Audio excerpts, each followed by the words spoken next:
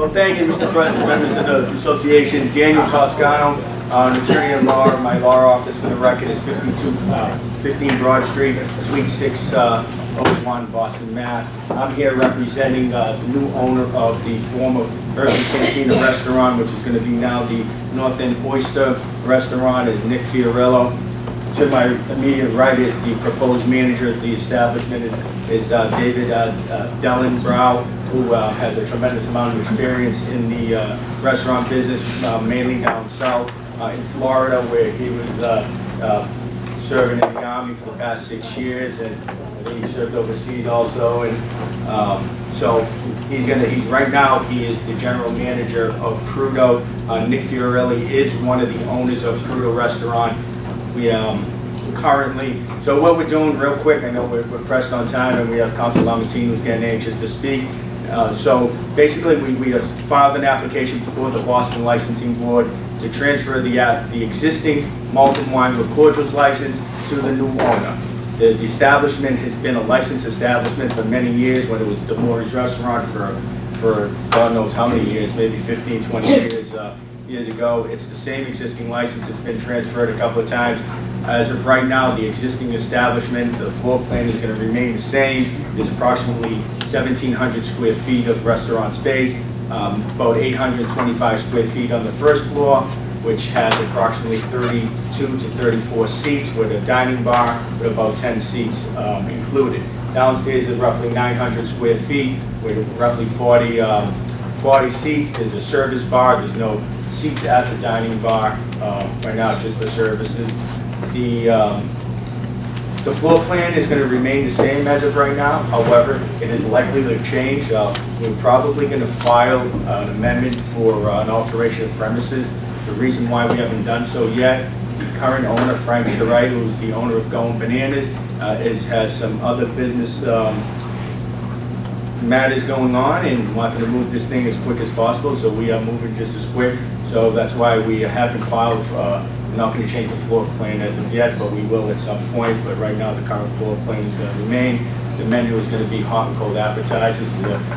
Fresh oysters from Massachusetts, Rhode Island, Connecticut. Made hot and cold appetizers. A selection of fresh fish for entrees, desserts. I have some tentative menus. I don't think I have enough for everybody, but I'll pass a few around. The closing hour is going to remain the same. It's probably going to remain the same at midnight, which has been the closing hour on that license as long as I can remember. So there's no change in the closing hour. So with that said, I'm prepared to answer any questions. First, let's ask if any abutters are here for the property. So then the questions are open to anyone. You're in direct competition with Neptune Oyster? Direct competition?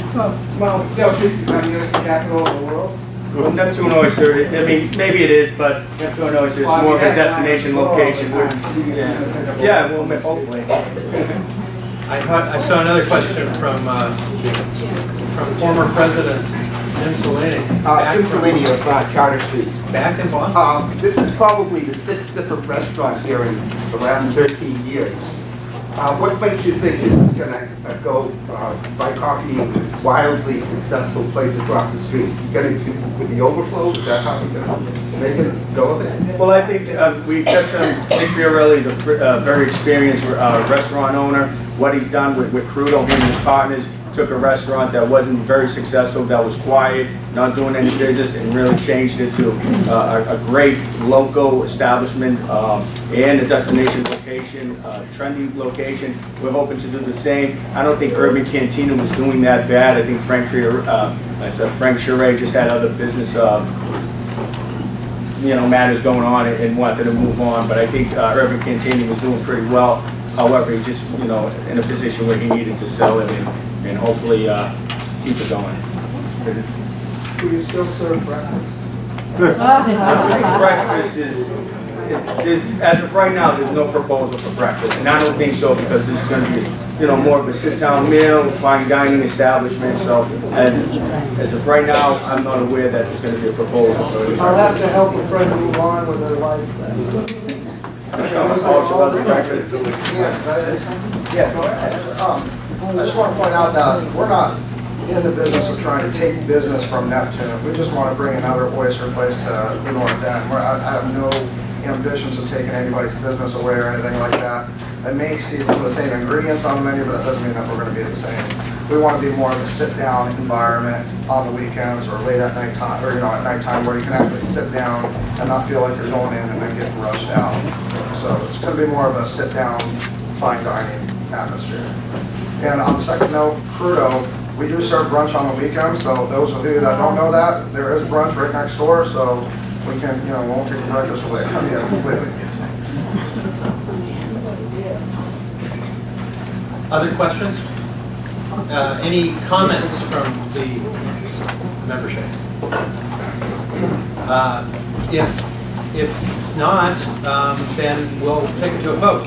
We'll use ballot number 2.